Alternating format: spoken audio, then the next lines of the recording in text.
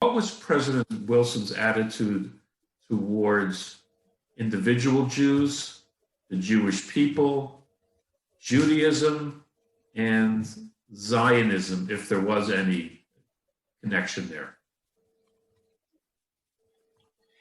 I think fundamental here, he's been called our most religious president. He's fundamentally very, very interested in the Bible, in religion. He can quote the Bible with incredible felicity. There's a famous story from Princeton where the head of the Princeton Theological Seminary stands up to roast Woodrow Wilson at a dinner. And the president of the seminary has prepared a whole list of parables of Christ, and he uses those cleverly to refute all of Woodrow Wilson's academic reform proposals. And after that, Wilson leaps to his feet in the back of the room, and he rattles off twice as many parables in favor of his own reform policies, and he did it off the top of his head.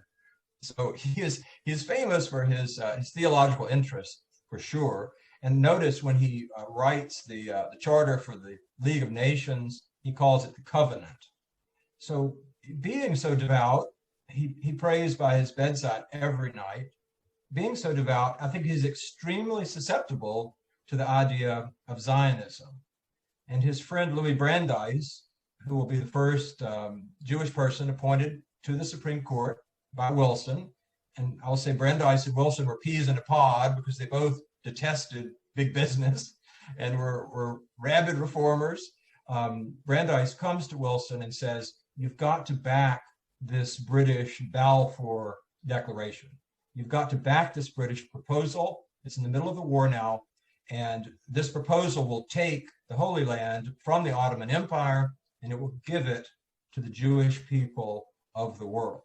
An extraordinary proposal, and instantly Wilson is fascinated by this. This is the sort of great leap that Wilson just loves. And he says, I consider it a privilege to restore the Holy Land to its rightful owners. So Wilson is instantly on board.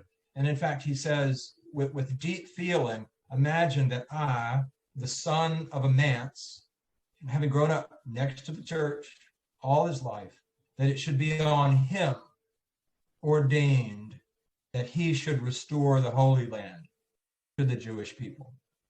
And this, endears Woodrow Wilson greatly to Jewish people around the world, that he is on board with this. And that's tremendously important, to have the President of the United States backing this Zionist ideal is quite extraordinary. And Wilson is always quite close to Jewish people. I'm not just speculating here, but I think Wilson thought of himself as an outsider in American society, proudly American. And yet he's a Southerner.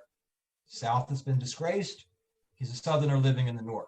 He also calls himself a recent immigrant. Wilson's family, only 70 years earlier, had been entirely in England. He's been called, in a way, the least American president because he doesn't go back to the Revolutionary period. And also, he's an intellectual in an era that's increasingly commercial. And so I think, just speculating, I think he does really admire what Jewish people had accomplished in the United States. And he wants to make it easier for them to immigrate and escape from Europe. When he's running in 1912, a Jewish newspaper in Boston runs a big ad that said every Jewish person should support Woodrow Wilson because he's promised he will punish Russia for the mistreatment of Jews in Russia.